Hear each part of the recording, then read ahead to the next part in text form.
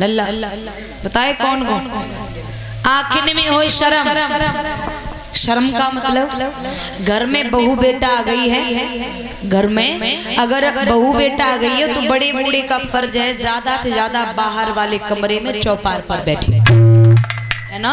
अब बड़ो बूढ़ो घुस घुस के कमरा में बैठे को, घुस घुस के रसोई में बैठे को, तो बहू कब तक तुम्हारी पर्दा करेगी?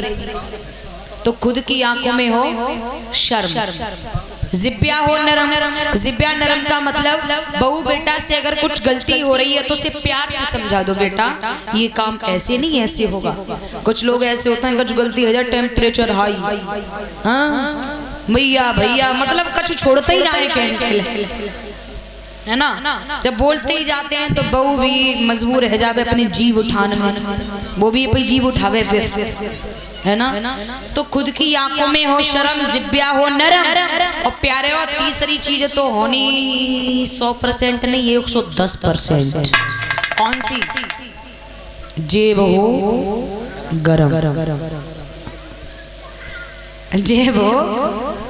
और प्यारे हो आज का माहौल देखकर तो पक्का ही जेब गरम होनी चाहिए, मुट्ठी भरी होनी चाहिए।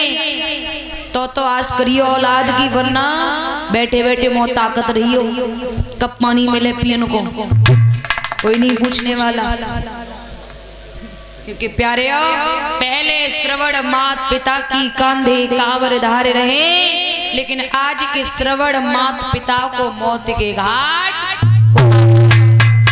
पहले भरत राम भैया को राज तिलक करवाए रहे, लेकिन आज के भरत दौलत के नशे में राम में गोली रहे। ये हालातें हो रही हैं प्यारे। लेकिन एक बात बताऊं प्यारे, कोई भैया भैया नहीं चाहता है मैं अपने भैया से दूर हो जाऊं। कोई भैया भैया नहीं चाहता है मैं अपने भैया से दूर हो जाऊं। कोई नहीं चाहता है अपने भैया के बीच में दीवार लगाऊं। लेकिन घर में जो कारे मूड़बाई आ जाती है सत्यानाश गद्दे में घर को। ए यहाँ की बात नहीं कर रहे, यहाँ सब अच्छी यहाँ की बात नहीं कर रहे, यहाँ पे सब अच्छी हो जो तो हमारे तय की बात रह गई। आओ हाँ, तो कोई भाई भाई नहीं चाहता है मैं अपने भैया से दूर हो जाऊं, है ना।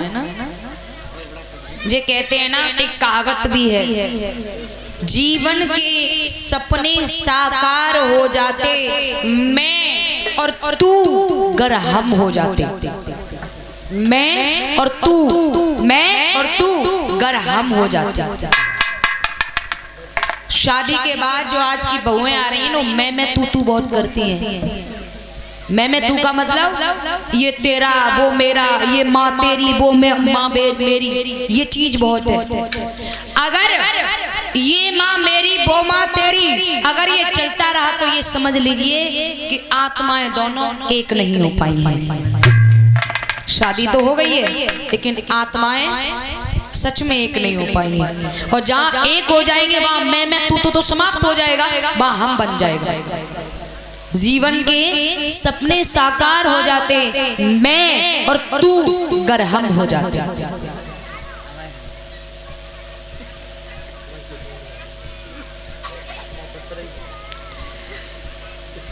प्यारे एक लड़के के पास उसकी सासू माँ का फोन आया कि बेटा तबीयत बहुत खराब है, क्या करें। लड़के ने कहा माँ तुम परेशान न हो, हम आ रहे हैं तुम्हें लेने। लड़का लेने गया। लड़का लौटकर हॉस्पिटल में माँ को दिखाकर लौट कर आ रहा था, रास्ते में था तभी पत्नी ने कॉल किया, कहाँ? जवाब दिया मैं माँ को लेने आया हूँ, मैं माँ को लेने आया हूँ। माँ की तबीयत खराब है। अब पत्नी को टेम्परेचर हाई, जब देखो तब मैया के अपनी मैया के पास ही भागत रहे और कछु दिखाई नहीं दे रहा आपको, तमाम बक रही है। शाम को पति आया, गेट खटखटाया, पत्नी बड़े गुस्से में आई, आ गई तो मुझे मालूम है वो बुढ़िया के पास गए होगे, उसे लेके भी आए होगे। लड़का कहने लगा हाँ माँ की तबीयत बहुत ज्यादा खराब थी इसलिए हॉस्पिटल में देखा कर मैं लौट कर आया हूँ। माँ कहाँ है?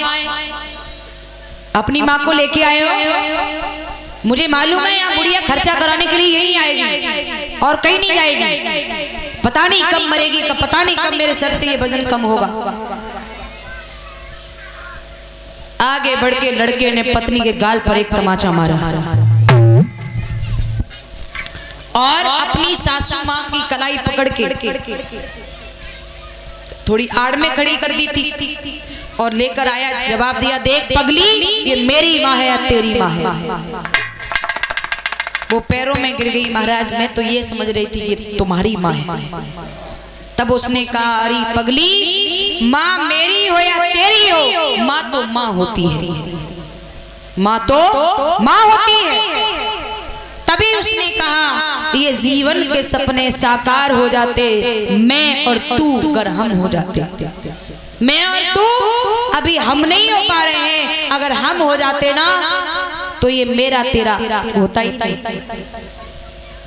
इसलिए मेरी माँ, मेरे भाई, कोशिश करिए ये जो मेरा तेरा है ना, इसे खत्म करिए और हम में जिए। हम में जियो, हम में मतलब हम मतलब आपके वो मेरे, मेरे ही आपके हैं, आपके ही मेरे।